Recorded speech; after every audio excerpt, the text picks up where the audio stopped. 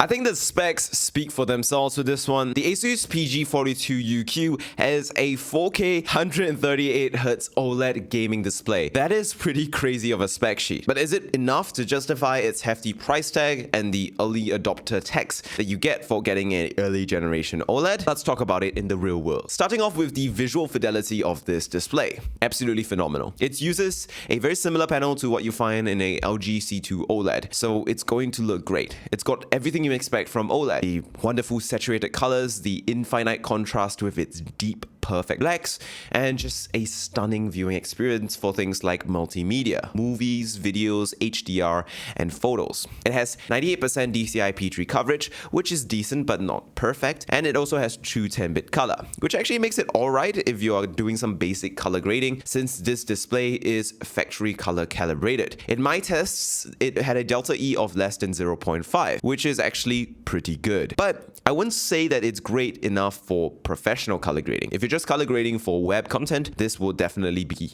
enough though. Viewing angles of this display is also really good. It's a glossy coating with a anti-glare reflective coating on it, but I think it just looks fine, as is the brightness. So this has a peak brightness of 450 nits according to Asus. In my measurements, it does hit that in terms of peak spot brightness, but in terms of peak overall SDR brightness, that is to say maximum peak brightness if the screen had to be evenly illuminated, it only goes up to about 130 to 140 nits. So if like your whole screen is just a single shade of bright white, it's gonna struggle to get really bright, which is a known, common, and frankly not yet fixed issue with OLED displays that you kind of have to live with. Now, in real world use of watching movies or gaming, this is not an issue at all, since you would rarely have situations where your whole screen is going to be evenly lit a shade of white. But in real-world use on Windows desktops, this might actually be a concern, since when you're browsing web pages, typing out documents, looking at emails, and just scrolling the web, most of the time web pages are a singular shade of bright white, making the whole screen a singular shade of bright white. And while I didn't see any issues with flickering or lowering of brightness to conserve thermal headroom on the PG42UQ while gaming or watching movies, I actually noticed a lot of flickering and a lot of auto brightness adjustment. Like the display was struggling to stay that bright at 100% when I was using the web. So when I was doing like normal tasks like typing documents, scrolling web pages and things, because the whole screen was illuminated white, since most web pages are just white with black text on them. So if you're planning to buy this monitor for work and you plan to run it at 100% brightness at all times because you live in a brightly lit room, that might not be the best idea. If you're in a dark room though, and you can avoid not running the display at 100% brightness when you're just doing normal tasks, then it's actually not going to be an issue. So it really depends on your situation. But in HDR though, it looks absolutely phenomenal and doesn't have any of these issues. Its peak spot brightness is 700 nits in HDR and just looks absolutely phenomenal. It only officially supports HDR10, though it probably could support HDR 600, but there's no word about this on their website, so I'm not going to claim that it does. Which leads me on to gaming. So this panel is a 120Hz display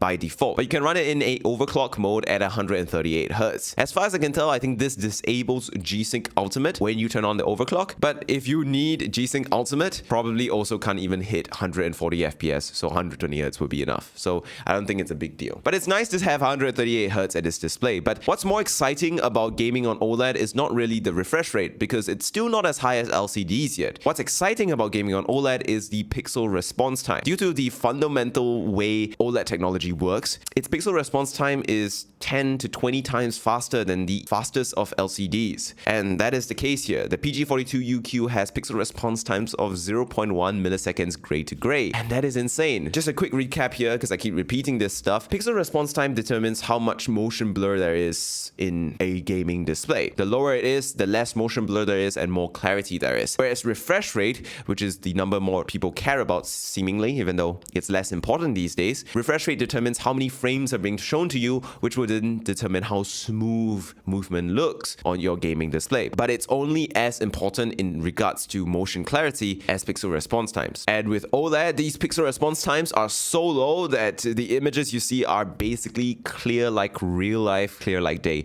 which is absolutely phenomenal. And this is actually why I'm super excited about that 240Hz ROG 27-inch OLED OLED gaming monitor hitting the market. And that leads me on to the gaming experience. So for games like Cyberpunk, this display seems to be the perfect fit, like the perfect marriage. If you can get 4K 120 FPS on Cyberpunk because you got a 4090, you'll be in for a sweet treat. A game like Cyberpunk, which is a beautifully designed game that has a overall quite dark ambience with bright HDR lighting and neon lights, is perfect for an OLED display like this because it gives the 42UQ a chance to show off its excellent contrast, its excellent saturation, and its excellent resolution.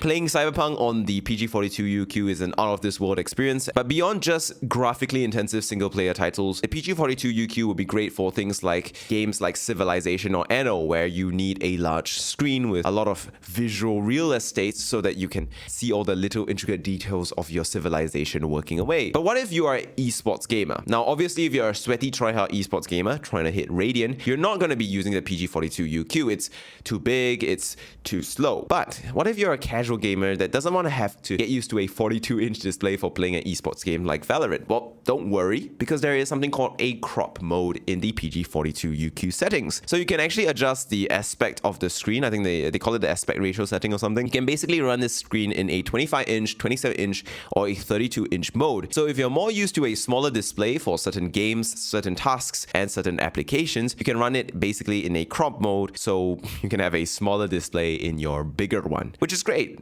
So you can have a 25-inch OLED display for playing Valorant when you are feeling like playing those esports titles, which you shouldn't because Valorant is the worst game ever and gives you absolute agony. And then if you are playing a single-player title where you want the full 42 inches of 4K OLED, you can then run it in normal full screen mode and have kind of the best of both worlds. Apart from the brightness dimming issues I talked about earlier, there's another issue here called color fringing in text, which is a very common issue with basically any OLED display and Windows, because it seems to be some problem caused by Windows clear text not playing well with OLED's technology. Now, there seems to be some software fixes available that you have to install yourself, and it's not an issue if you're willing to figure out what's the issue here. But if you're buying a monitor for productivity first and foremost, I would generally recommend you not look in the direction of OLEDs, at least for now, until Microsoft and Windows has official support for OLED displays that fixes all these color fringing issues. In conclusion then, the ASUS PG42UQ, is it worth it? Well, that is a irrelevant question because at 2,600 Singapore dollars,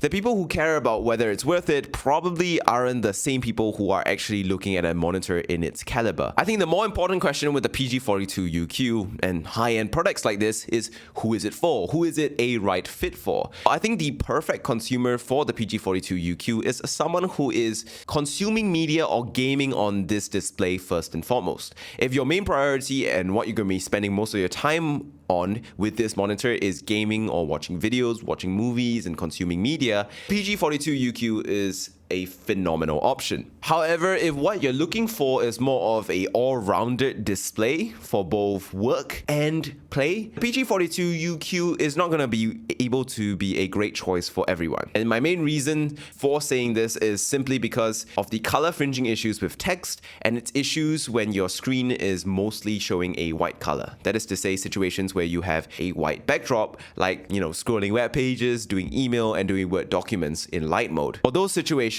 unless you are in a dark room, it's going to be struggling a lot to maintain a consistent brightness without kind of like lowering the brightness and flickering. And that color fringing is something that you have to fix yourself. Of course, there is fixes for the color fringing issue, but there's no fix for the limited brightness when the screen is showing mostly white. I would personally say that if you're buying this monitor to spend a large amount of time on it, doing things like documents, emails, and web page browsing, then probably want to look elsewhere. But if you're using this monitor in a dark room and you're okay with lowering the brightness in SDR mode for these kinds of tasks, then it's less of a concern, which actually makes it a pretty interesting product to recommend. Hope you had fun watching this review, since most average viewers are probably not going to go out there and buy a 2,600 Singapore dollar monitor. And if you did, make sure you like and subscribe. I be uploading almost every day these days, and I also be live streaming Valorant all the time. So make sure you subscribe, hit that notification bell, and you can join me for a stream or join me for the next video.